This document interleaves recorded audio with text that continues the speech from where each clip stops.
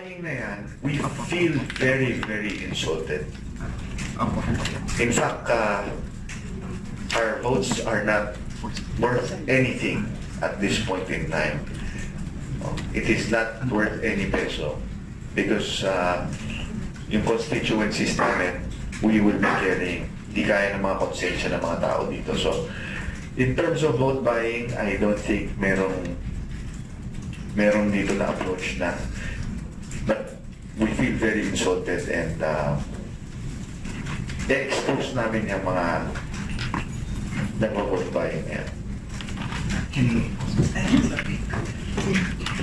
If there is